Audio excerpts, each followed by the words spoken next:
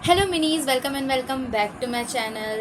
So today's video is going to be super helpful for those जो science stream से belong करते हैं and जिनने अभी जस्ट बोर्ड एग्जाम दिया और वो पास आउट हुए हैं एंड अब वो देख रहे हैं कि कौन से कोर्स से कॉलेज में एडमिशन ले and specially for those who are confused between BSc Agriculture and BSc Microbiology.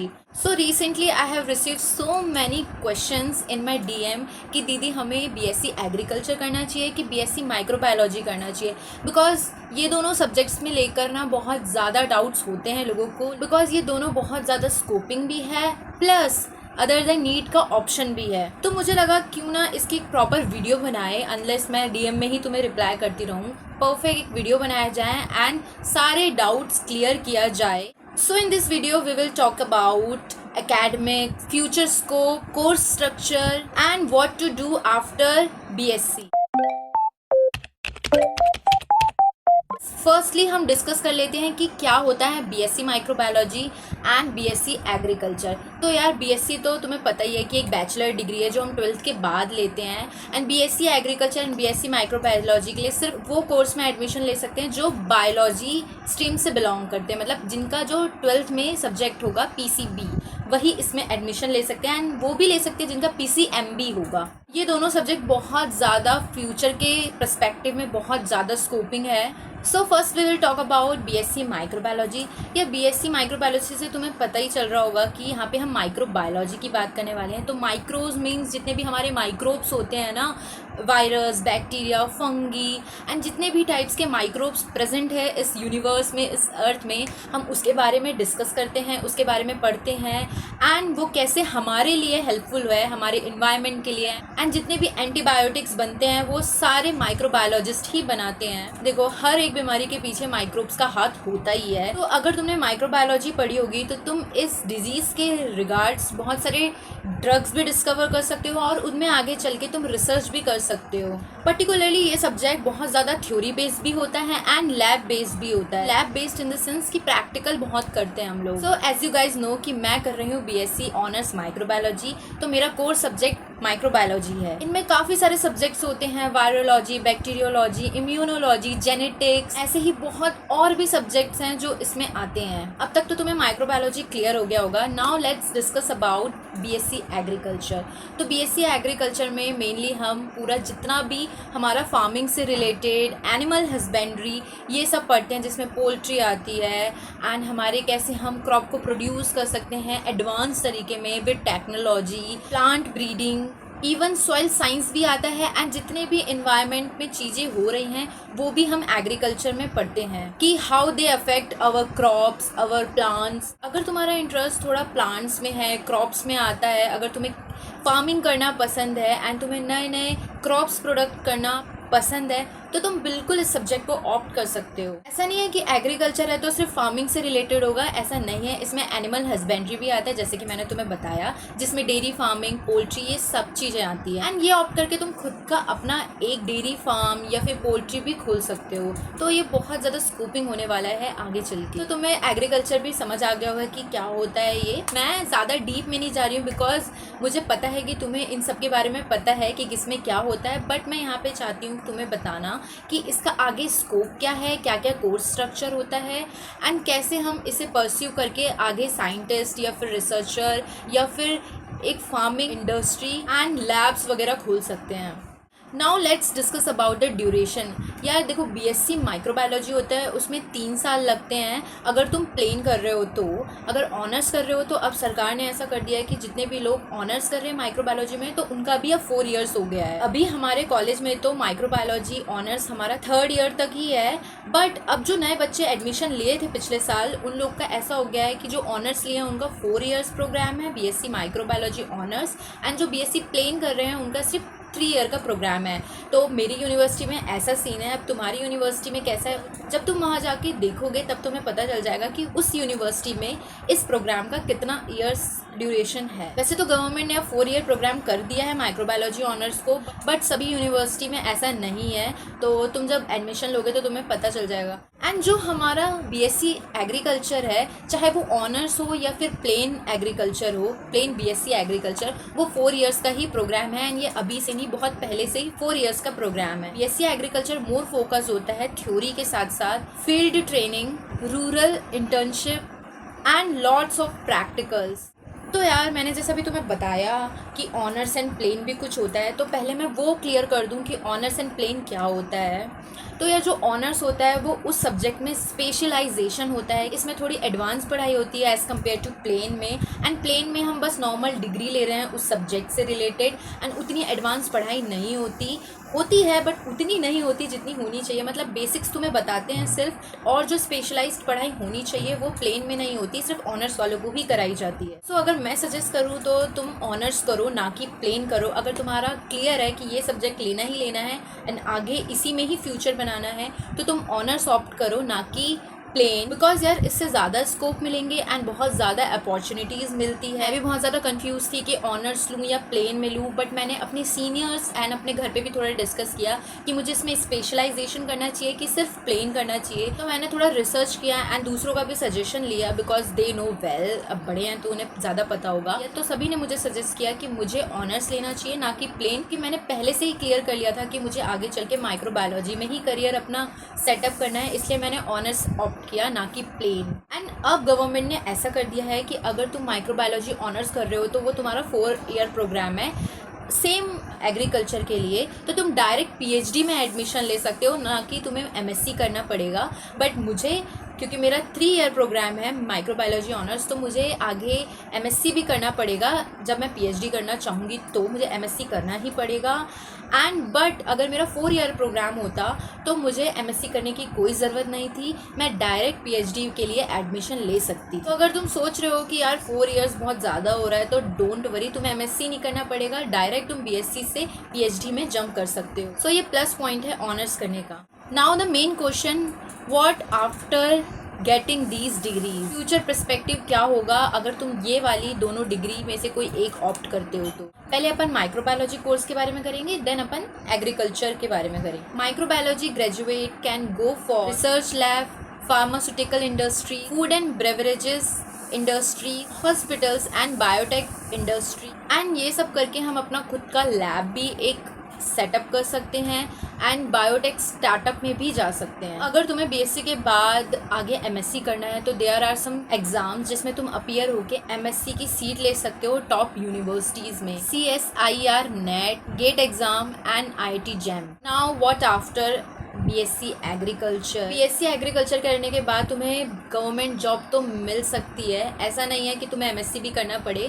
ऐसे बहुत सारे एग्जाम्स हैं जिनमें अपीयर होके तुम गवर्नमेंट जॉब ले सकते हो, ICAR, FCI, NABARD एग्ज़ाम। तो अगर तुम्हें इन एग्ज़ाम्स के बारे में और जानना है तो मुझे कमेंट्स में बताना, मैं इन एग्ज़ाम्स के बारे में डिटेल वीडियो लाऊंगी। And there are some agriculture firms जहाँ पे बीएससी एग्रीकल्चर के बाद तुम जॉब ले सकते हो, जैसे कि seed and pesticides companies, soil testing labs. तो सॉइल टेस्टिंग लैब्स प्राइवेट भी होते हैं, गवर्नमेंट भी होते हैं, कहीं भी जॉब कर सकते हो। अगर तुम सोच रहे हो कि तुम्हें कोई इंटरनेशनल कंपनीज़ में काम करना है जहाँ पे माइक्रोबायोलॉजिस्ट एंड फिर जितने भी एग्रीकल्चर वाले हैं उनके लिए काफ़ी ज़्यादा स्कोप है, तो अगर तुम सोच रहे हो इंटरनेशनल कंपनीज़ में काम करना है तो उसके लिए तुम्हें वहाँ की लैंग्वेज भी आनी चाहिए, जैसे कि कोई जापानीज़ कंपनी है या फिर कोरियन कंपनी है, जर्मनी, जहाँ पे माइक्रोबायोलॉजिस्ट एंड एग्रीकल्चरिस्ट को बहुत ज़्यादा मान्यता मिलती है और बहुत ज़्यादा अपॉर्चुनिटीज़ होती है उनके लिए इन कंपनीज़ में। तो वहाँ पे जॉब लेने के लिए तुम्हें उस कंपनी की कंट्री की लैंग्वेज आनी चाहिए, जो कि बहुत ज़्यादा ज़रूरी होती है। जितने भी टॉप बायोटेक कंपनीज़ हैं जहाँ पे माइक्रोबायोलॉजिस्ट हैं, हमारे एग्रीकल्चरिस्ट भी काम कर सकते हैं, और जितने भी लैब्स हैं जो बहुत ज़्यादा स्पेशलाइज्ड लैब्स हैं वो जर्मनी में एंड कोरिया में एंड जापान में ही मिलेंगे। तो वहाँ जॉब लेने के लिए तुम्हें फ़र्स्ट ऑफ ऑल वहाँ की लैंग्वेज आनी चाहिए, जो कि बहुत बड़ा रीज़न हो जाता है, एक लैंग्वेज बैरियर आ जाता है हम इंडियंस के लिए। तो उसके लिए फ़र्स्ट ऑफ ऑल हमें उनकी लैंग्वेज सीखना पड़ेगा। वहाँ के उस कंपनी में काम करने के लिए हर जगह इंग्लिश तो नहीं चलती, एंड ये कंट्रीज़ वो हैं जहाँ पे टॉप कंपनीज़ तो हैं माइक्रोबायोलॉजिस्ट एंड एग्रीकल्चरिस्ट के लिए, बट लैंग्वेज थोड़ा बैरियर हो जाता है। तो उसके लिए तुम्हें उनकी लैंग्वेज सीखनी पड़ेगी। तो मेरे पास यहाँ पे बहुत अच्छा टूल है, का नाम है ल्यूफ AI, जिसकी हेल्प से तुम कोई भी लैंग्वेज सीख सकते हो इस टूल की हेल्प से।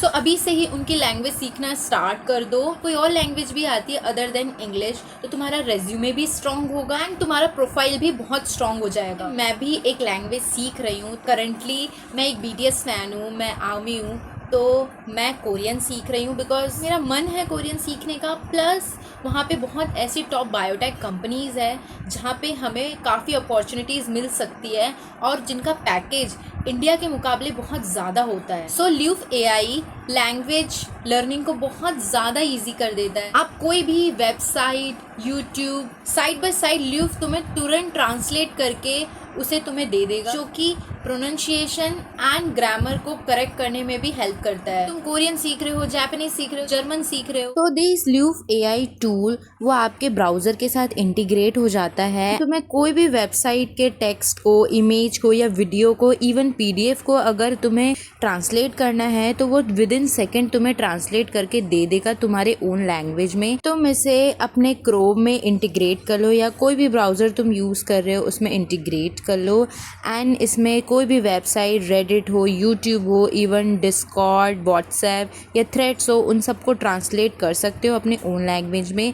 इसमें कोई भी टेक्स्ट को सिलेक्ट करना होता है, ना कि कॉपी पेस्ट करना होता है। सिर्फ सिलेक्ट करो या कोई भी इमेज को अपनी ओन लैंग्वेज में चेंज कर सकते हो। जैसा तुम देख रहे हो कि इसको 5 आउट ऑफ 5 रेटिंग मिली है। जैसा कि मैंने तुम्हें बताया है कि मैं कोरियन लैंग्वेज सीख रही हूँ फॉर फ्यूचर पर्सपेक्टिव, तो यहाँ पे शॉर्ट स्टोरीज पढ़ती हूँ मैं। तो यहाँ पे एक कोरियन स्टोरी है, मुझे चाहिए कि मैं इसे इंग्लिश में ट्रांसलेट करके पढूं, तो मैंने जस्ट इसको सिलेक्ट किया है एंड एक टास्क बार आएगा ल्यूफ AI लिखा हुआ, उसे बस क्लिक करना है एंड विद इन सेकेंड्स तुम्हारा जो पूरा कोरियन लैंग्वेज में जो स्टोरी है वो इंग्लिश में ट्रांसलेट होके आ जाएगा। एंड अगर मुझे कोई इमेज को भी ट्रांसलेट करना है तो मैं फाइल में जाके सिलेक्ट करके ला सकती हूँ, बट अगर मुझे डायरेक्टली उसको ट्रांसलेट करना है तो जस्ट इमेज को क्लिक करना है, टास्क बार जो दिया होगा, एंड वो विद इन सेकेंड्स तुम्हें ट्रांसलेट कर देगा तुम्हारे ओन लैंग्वेज में। चाहे तुम्हें इंग्लिश में चाहिए, कोरियन में चाहिए या कोई भी लैंग्वेज में चाहिए, ये बहुत ज़्यादा क्विक ट्रांसलेशन करता है। इसीलिए मैं सजेस्ट कर रही हूँ कि तुम इसे यूज़ करो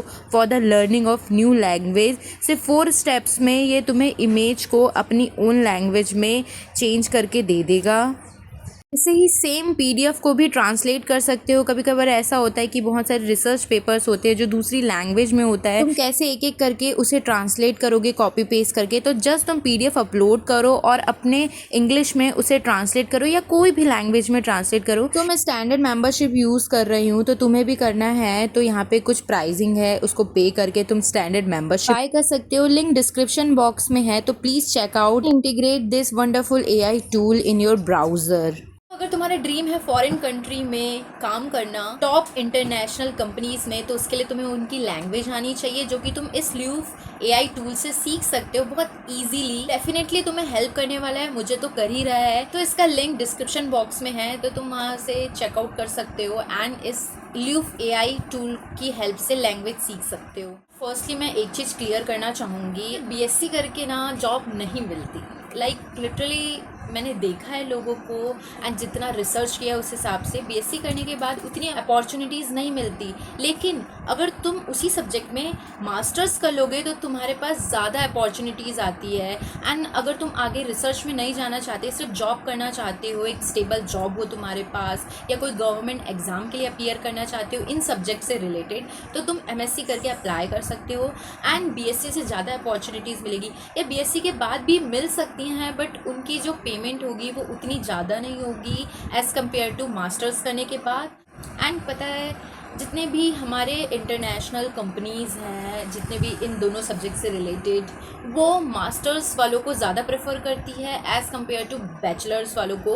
तो थोड़ी और पढ़ाई कर लेना, एमएससी कर लेना, देन जॉब्स वगैरह के लिए अप्लाई करना।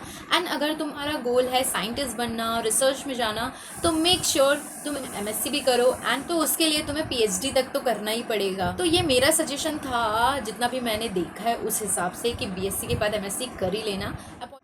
एंड यहाँ पे थोड़ा सा डिफरेंट मैं एक बात बताना चाहूँगी तुम लोग को। लोग कहते हैं कि बीएससी एमएससी करने के बाद जॉब नहीं मिलती है, एग्रीकल्चर माइक्रोबायोलॉजी क्या करोगे, नीट दो, आगे डॉक्टर बनो। सो ऐसा नहीं है यार, ये सब चीज़ें करके भी जॉब मिलती है। एंड मैं बहुत लोगों से मिली हूँ जिनने बीएससी कर रखा है, एमएससी कर रखा है एग्रीकल्चर एंड माइक्रोबायोलॉजी से, एंड वो आज बहुत सेटल जॉब में हैं, इवन गवर्नमेंट जॉब भी कर रहे हैं, कुछ अब्रॉड शिफ्ट हो गए हैं, वहाँ पे टॉप लैब्स में काम कर रहे हैं। तो ऐसा नहीं है कि इन सब्जेक्ट्स में कोई स्कोप नहीं है। अगर ये सब्जेक्ट एग्जिस्ट कर रहा है तो स्कोप होगा ही। एंड तुम खुद सोचो, जो अभी कोरोना वायरस आया था, तो उसमें वैक्सीन किसने बनाई? वायरोलॉजिस्ट थे, उन्हीं ने तो बनाई। तो वायरोलॉजी किस में आता है? माइक्रोबायोलॉजी में ही तो आता है। एंड जितने भी हम फूड जो कंज्यूम करते हैं वो फार्मर ही उगाते हैं। तो अगर तुम्हारे पास ऐसी टेक्नोलॉजी है कि जो चीज़ को उगने में बहुत टाइम लगता है, बहुत लॉन्ग पीरियड ऑफ टाइम लगता है, तो तुम उसे कुछ टेक्नोलॉजी के साथ या कुछ प्लांट ब्रीड करके उसको शॉर्ट पीरियड टाइम कर दो, ये कोई नई प्लांट ब्रीड निकालो जिससे काफ़ी प्रोडक्शन करके तुम अपना एक फूड इंडस्ट्री भी रन कर सकते हो। सो ये सब करके तुम बिजनेस में भी जा सकते हो, अपना खुद का लैब खोल सकते हो, अपना खुद का डायग्नोस्टिक लैब खोल सकते हो, एंड अपना खुद का farming industry, dairy farm, poultry, कुछ भी कर सकते हो। बट ये है कि इन सब चीज़ों को करने से पहले तुम्हें अच्छा खासा नॉलेज होना चाहिए, जिसके लिए तुम्हें बीएससी तो करनी है एंड मास्टर्स भी करनी है। यह पहले मुझे लगता था कि शायद इसमें उतना स्कोप नहीं है, तभी लोग बोलते हैं, बट ऐसा नहीं है। जब मैं बहुत लोगों से मिली तो मुझे लगा कि हाँ भाई, इनमें भी स्कोप है। हम फालतू में ही नीट के पीछे इतना भागते हैं कि हमें ये चीज़ें नहीं मिलती जो बहुत ही ज़्यादा इम्पॉर्टेंट है। सो अब तो तुम्हें क्लियर ही हो गया होगा BSc microbiology and BSc agriculture क्या है, क्या स्कोप है, एंड हमें क्या क्या करना है आगे। तो अब तुम्हें कौन सा कोर्स ऑप्ट करना है ये डिपेंड करता है तुम्हारे इंटरेस्ट पे। मैंने तो वीडियो ये बना दी जिसमें तुम्हें ऑल ओवर समअप मैंने बनाया है कि इसमें क्या है, कैसे हैं। बट अगर तुम्हें इसे ऑप्ट करना है तो उससे पहले अच्छी खासी रिसर्च कर लो। तो आजकल तो हमारे पास चैट जीपीटी है, जेमिनी है, एंड हमारे पास गूगल है, तो हमें ईजिली इन्फॉर्मेशंस मिल जाती है। तो जाओ एंड काफ़ी सारा रिसर्च करो, देन एक डिसीज़न में आओ कि हाँ मुझे ये करना है। और ऐसा नहीं है कि सिर्फ बीएससी करने तक सोचो, उसका आगे का स्कोप सोचो कि हाँ मुझे बीएससी करनी है, उसके बाद तो एमएससी करनी है, देन मुझे क्या करना है। थोड़ा ऑल ओवर प्लान बना के चलो, जिससे क्या है तुम जब लास्ट ईयर में हो अपने बीएससी में तो कंफ्यूज ना हो जाओ कि इसके बाद क्या करें। पहले से ही तुम्हें क्लियर हो कि इसके बाद अब मुझे एमएससी करनी है, या इसके बाद मुझे कोई लैब में जॉब लेनी है, या फिर मुझे गवर्नमेंट एग्जाम के लिए अपीयर होना है। तो पहले से ही एक रोड मैप बना लो। ऐसा नहीं है कि तुम पूरा ही डिसाइड करो कि ओके इस कॉलेज में जाना है, इसके बाद इस कॉलेज में जाना है। नो, एक रोड मैप बना लो ऑल ओवर थोड़ा थोड़ा कि हाँ ये करना है, जिससे तुम्हें क्या होगा, जो तुम्हारा पाथ है वो बहुत ज़्यादा इजी हो जाएगा। अगर तुम्हारा इंटरेस्ट आ रहा है लैब्स में, माइक्रोब्स में, वायरसेस में, डिजीज़ डायग्नोस्टिक वगैरह में, तो तुम माइक्रोबायोलॉजी ऑप्ट कर सकते हो। एंड अगर तुम्हारा इंटरेस्ट है फार्मिंग में, environment and rural economy, food production, तो तुम बीएससी एग्रीकल्चर बिना सोचे ऑप्ट कर लो। I hope this helped you to choose the right path for yourself if you are starting your college life. So don't forget to check out the Loof AI. It will honestly save you from last minute chaos. Like and subscribe and also comment below कि तुम कौन सा course opt करने वाले हो अपने BSc में, and subscribe more helpful student video. See you in the next video. तब तक के लिए bye bye minis. Hope you like this video. Tata.